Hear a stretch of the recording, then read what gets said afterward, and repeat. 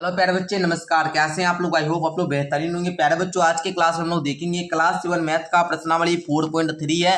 And आज के class में हम लोग प्रश्नावली 4.3 को समाप्त करने वाले हैं। तो उससे पहले मैं बता दूं, अगर आप लोग प्रश्नावली 4.1 एंड प्रश्नावली 4.2 को नहीं देखे हैं तो जाकर देख लीजिएगा। एंड मैं आप लोग को प्रॉपर क्लास दे रहा हूँ क्लास 7 मैथ का, तो आप लोग चैनल को सब्सक्राइब कर लीजिए। एंड यहाँ पर आप लोग को क्लास 7 का सारा विषय पढ़ाया जाएगा, ठीक है। अगर आप लोग क्लास 7 का बैच वगैरह लेना चाहते हो तो नीचे डिस्क्रिप्शन बॉक्स में माई ऐप का लिंक है, तो माई ऐप को डाउनलोड कर लो। वहां से आप लोग बैच ले सकते हैं क्लास 7 का, जहां पर 499 रुपया में 1 साल की पढ़ाई मिलती है, ठीक है ना। चलो आओ, आज हम लोग प्रश्नावली 4.3 को सॉल्व करेंगे, तो पूरा क्लास को कंप्लीट देखिएगा और हाँ, अंत में बताइएगा कि ये क्लास आपको कैसा लगा। तो बच्चों देखिएगा, फर्स्ट क्वेश्चन कहता है कि निम्नलिखित स्थितियों के लिए समीकरण बनाइए और फिर उन्हें हल करके अज्ञात संख्याएं ज्ञात कीजिए। बाबू अज्ञात संख्या अर्थात ये क्या होता है बाबू? चर पद होते हैं। चर जो होता है बाबू वो अज्ञात होता है, उसको ज्ञात करना पड़ता है। जैसे आप लोग देखोगे यहाँ पर, मान लो कि 2x बराबर में 6 दिया है, ये x का वैल्यू पता नहीं है ना, इसको ज्ञात करना पड़ता है, अर्थात इसको हम लोग अज्ञात बोलते हैं, ठीक है ना। इसको हम लोग अज्ञात संख्या बोलते हैं, ठीक है ना।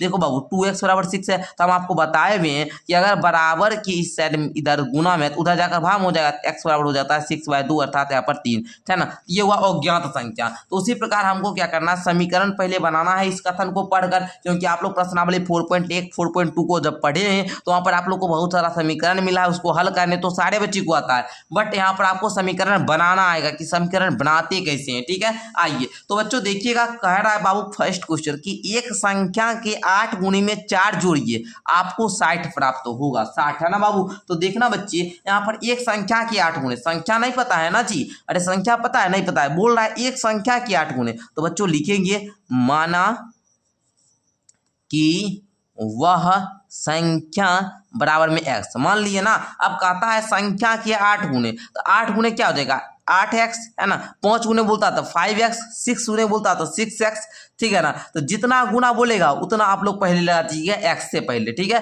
तो संख्या का 8 गुना तो 8x में 4 जोड़िए। अगर हम इसमें 4 जोड़ते हैं हमको, आपको 60 प्राप्त होगा, अर्थात बराबर की 60 आएगा। बस अब समीकरण बन चुका है सर, अब हमको हल करना है। सिंपल सा गुरुजी, हमसे हो जाएगा। सारे बच्चे हंसेंगे, मुस्कुराएंगे एंड बोलेंगे हमसे, हाँ सर छोड़ दीजिए अब हमसे हो जाएगा। बोलेंगे 8x बराबर हो जाएगा सर 60 प्लस का 4 है, इधर आएगा तो माइनस का 4। 8x बराबर हो जाएगा 60 में से 4 गया बाबू 56 हो जाएगा। x बराबर बोलोगे 56/8, मतलब क्या हुआ? 8 से 56, मतलब x का जो मान है बाबू 7 आ गया, ठीक है। आई होप कि आपको समझ में आ चुका होगा ए नंबर क्वेश्चन। एंड आइए बी नंबर क्वेश्चन को लेते हैं। बी नंबर क्वेश्चन का आता है कि एक संख्या का 1/5 घाटा 4 है। अगर हम कोई संख्या मानते हैं उसमें 1/5 अगर उसका ज्ञात करते हैं और उसमें 4 घटाते हैं तो हमको संख्या 3 देता है। तो बच्चों लिखेंगे यहाँ पर, देखिए किस प्रकार से हम बनाते हैं। लिखेंगे माना कि संख्या, आप लोग एक्स वाई जेड कुछ भी मान सकते हैं, चलिए मान लेते हैं हम एक्स से फिर मानते हैं, ठीक है। माना कि संख्या एक्स, तो बच्चे बोलेंगे एक्स का 1/5 घटा 3 इक्वल टू 3। एक्स का 1/5 अर्थात एक्स गुना 1/5 माइनस 3 इक्वल टू 3। अब देखोगे x/5 माइनस का 3 बराबर में 3। इस प्रकार से आपका समीकरण बन गया है। अब इसको सॉल्व करने सारे बच्चे क्या आता है ना बाबू, जान रहे हो कि x/5 है सर, माइनस का 3 बराबर के इस साइड आएगा, प्लस का 3 हो जाएगा, 3 प्लस का 3। अब बोलो कि x/5 इक्वल टू होगा 3 3 6। अब देखो बच्चों, ये 5 क्या है बाबू? भाग में है, इधर आकर क्या हो जाएगा जी? गुना में हो जाएगा ना। तो बोलेंगे x बराबर सर 30 आ गया। आई होप कि आपको मजा आ गया होगा। एंड बी नंबर क्वेश्चन को भी आप लोगों ने देखा। आइए अब हम लोग सी नंबर क्वेश्चन लेते हैं। सी नंबर क्वेश्चन कह रहा है प्यारे बच्चे कि यदि मैं किसी संख्या का 3/4 लेकर इसमें 3 जोड़ दूं तो मुझे 21 प्राप्त होता है। पहले मान लीजिए वो संख्या लेना है, तो मान लीजिए हम वो संख्या लिए x। आप लोग लिखेंगे माना कि संख्या x, माना कि संख्या x लिख लिए। अब देखिए बाबू, संख्या का 3/4 अर्थात x का 3/4 मतलब 3/4 लेकर इसमें 3 जोड़ दूं तो 21 प्राप्त होता है। अब बाबू आप लोग से नहीं हो पाएगा, कितना इजी बन चुका है बताइए सारे बच्चे? हाँ सर इजी बन चुका है। बोलेंगे x गुना 3/4 प्लस का 3 इक्वल टू 21 अर्थात 3x/4 बराबर में 21, प्लस का 3 आएगा तो माइनस का 3 हो जाएगा।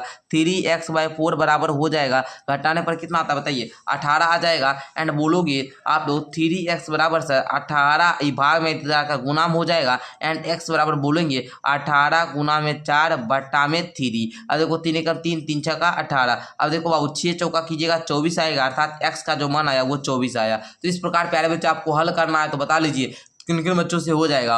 यहाँ पर हमने हल कर दिया, इसको स्क्रीनशॉट भी ले सकते हैं आप लोग, ठीक है। चलिए आइए बच्चों अब हम लोग डी नंबर क्वेश्चन को देखते हैं। कहता है जब मैंने किसी संख्या के दुगुने में से 11 घटाया, किसी संख्या जो बाबू संख्या नहीं पता उसी को मानना पड़ता है। आप लोग मानो लिखेंगे, माना कि संख्या बराबर हुआ है। अब किसी संख्या के दुगुने में से, मान लीजिए ये संख्या y माने तो y का दुगुना क्या होगा, 2y होगा। दुगुने में से 11 को घटाया गया, इसमें 11 घटाते हैं तो परिणाम 15 प्राप्त हुआ, बराबर की सेट 15 आया। तो बच्चों इसको हल कीजिए, 2y बराबर क्या हो जाएगा बाबू 15 एंड माइनस का 11 इधर आएगा, प्लस का 11 हो जाएगा ना जी। तो आप बोलेंगे 2y बराबर सर 5 1 6 एंड 1 1 2 26 हो जाएगा एंड y बराबर 26/2 हो जाएगा, क्योंकि गुना में इधर भाग हो जाएगा एंड y का मान 13 आ जाएगा। आई होप कि आपको समझ में आ चुका होगा। आइए बच्चों आगे देखते। कहता है मुन्ना ने 50 में से अपनी अभ्यास पुस्तिकाओं की संख्या के तिगुने को घटाया तो परिणाम 8 प्राप्त होता है। तो बच्चों मानेंगे कि माना कि उसके अभ्यास पुस्तिकाओं की संख्या, लिखेंगे माना कि मुन्ना के अभ्यास पुस्तिकाओं की संख्या, अभ्यास पुस्तिका की संख्या बराबर x मान लिए। तो मुन्ना ने 50 में से मतलब 50 में से वो क्या किया, अपने अभ्यास पुस्तिका के तिगुने अर्थात x का तिगुना 3x को घटाया तो वह परिणाम 8 प्राप्त हुआ। तो बच्चों बोलोगे आप लोग कि सर यहाँ पर क्या करते, इस 50 को इस साइड रहने देते, प्लस का 8 है इधर आएगा तो माइनस का 8 हो जाएगा एंड ये 3x इधर माइनस का इधर आएगा तो प्लस का 3x हो जाएगा। ओके, अब 50 में से 8 को घटाओगे 42 आ जाएगा, बराबर में 3x, x बराबर बोलोगे सर इधर गुना में इधर आकर भाग में हो जाएगा 42/3। तो आप लोग बोलेंगे 14 × 42 अर्थात x का जो मान आया बाबू वो 14 आ गया, ठीक है। आई होप कि आपको हल करना आ चुका होगा। कितना आसान था बच्चे, समझ गए ना आप लोग। चलिए आगे बढ़ते हैं बच्चों, आगे बढ़ते हैं। देखिएगा बच्चों कहता है कि इवेन हल एक संख्या सोचती है, इवेन हल एक क्या करती है, संख्या सोचती है, वह इसमें 19 जोड़कर योग को 5 से भाग देती है। पहले वो संख्या सोचती है, मान लिए कि वो संख्या x सोचती है, ठीक है। माना कि इवेन हल एक संख्या x सोचती है, वह इसमें 19 जोड़कर अर्थात x में 19 को जोड़ती है और जोड़कर जो योग होता है उसमें 5 से भाग दे देती है तो उसे 8 प्राप्त होता है। गुरुजी समीकरण बन गया, हल कर दीजिए ना। तो बच्चे देखिए x प्लस का 19 इधर सर भाग में, उधर जाकर क्या हो जाएगा गुना में हो जाएगा। बच्चे बोलेंगे x प्लस का 19 बराबर में हो जाएगा 8 × 5 = 40, x बराबर में हो जाएगा 40 माइनस का 19 अर्थात x बराबर आप लोग बोल सकते हैं 21। ओके, तो प्यारे बच्चों इस प्रकार आप लोगों ने फर्स्ट क्वेश्चन को जो f नंबर तक था इसको आप लोग हल कर लिए हैं। आइए बाबू अब हम लोग 4.3 का जो जी नंबर है बाबू इसको भी हल कर लेते हैं। ओके चलिए, तो जी नंबर सारे बच्चे देखने के लिए रेडी है ना। चलिए कहता है अनवर एक संख्या सोचता है, यदि वह इस संख्या का 5/2 में से 7 निकाल दे तो परिणाम 23 है। बाबू अनवर एक संख्या सोचता है, मान लेते हैं वह संख्या x सोचता है, अगर वह इस संख्या में 5/2 इस संख्या के 5/2 में से अर्थात 5x/2 में से 7 को घटा देता है तो 23 परिणाम प्राप्त होता है। सिंपल सा हो गया सर। अब बोलेंगे 5x/2 = 23 माइनस का 7 इधर आएगा प्लस का 7, 5x/2 = हो जाएगा 30 एंड 5x है ना बराबर में दीजिए 30 भाग में इधर आकर गुना हो जाएगा। 5x बराबर बोलोगे 30 दूना का 60, x बराबर सर इधर गुना में इधर आकर भाग में हो जाएगा 60/5 = 12। ओके, तो पहले बच्चों इस प्रकार आप लोगों ने हल कर लिया, फर्स्ट क्वेश्चन समाप्त।